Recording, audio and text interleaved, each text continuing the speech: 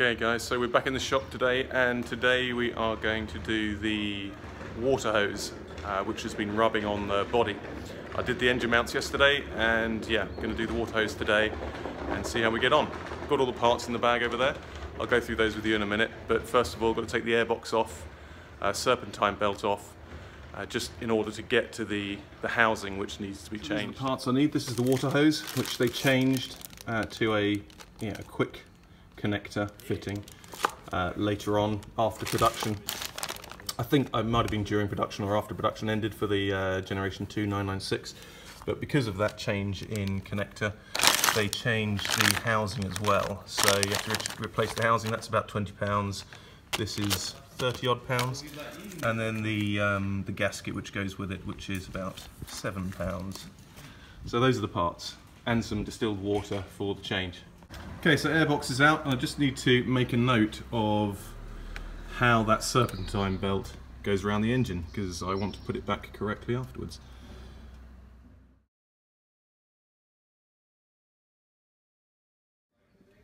So you take off the serpentine belt by using a size 24 socket and put it on there like that, and then you turn clockwise slightly, which moves the belt tensioner inwards, which allows you enough room to get it off. I took it off from here, and then it slips off the rest of the way. So I took the belt off in order to get to those hex bolts there at the top of that housing, and it's this housing which needs to be changed. So I'm going to clean these up and yeah, make sure I can move those. Okay, so I've cleaned those bolts up as much as possible, and also I've gone around here with the air gun just to clean up anything, because I don't want anything falling back into that hole. So you can see as I'm opening that, the water is already seeping past the seam there. So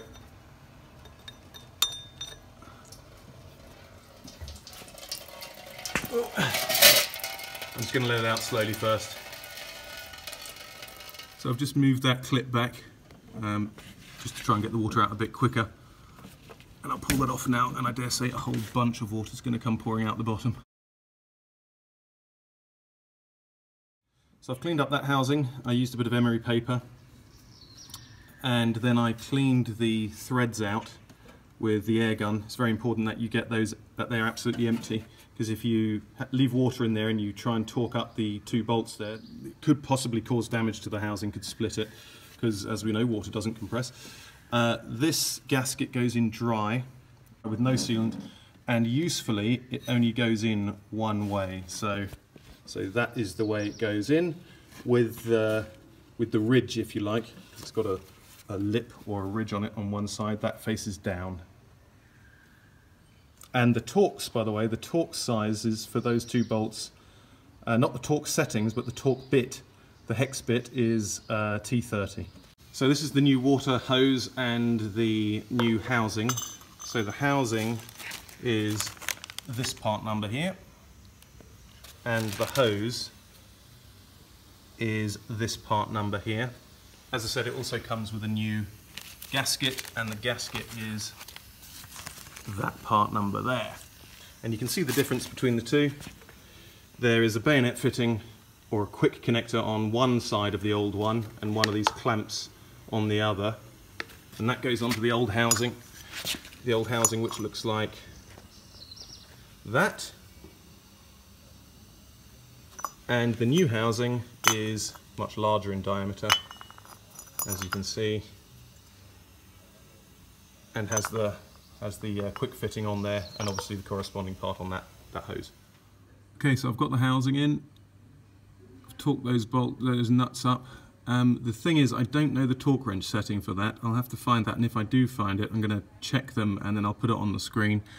But what I did was made a mark, took a photograph and tightened them back up to exactly where they were before, using the rear bolt at the rear and the front bolt at the front.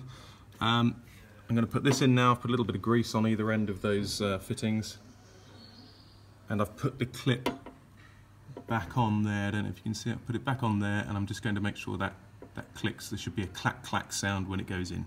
So that is now clicked in. It does make a very nice sort of clicking sound, so you know it's in. And I'm wondering, looking at this gap here now, either the water pipe that I had in there before was just old and sagged, but given that the engine mounts really weren't dropped that far at all, I think it was a design fault that that water pipe ran far too close to that part of the body, because now you can see there's a massive gap. There's like over half an inch gap there between the body and the water pipe. Okay, serpentine belt is back on, and the easiest way I found to do it is to put it all around as much as possible and leave this off, this section off here, because obviously that is the belt tensioner. So I left it off there, pulled back on the against the spring, and then fitted it back over here. It worked quite easily then. In order to get to that fitting back there, the other bayonet fitting for that water hose, I removed the engine management cabling here, just twisted them and pulled them away, and I marked them as well. One with the blue marks that goes at the top, one with the white at the bottom. But then there's a cable tie to this bracket just in here, which I'm now going to replace.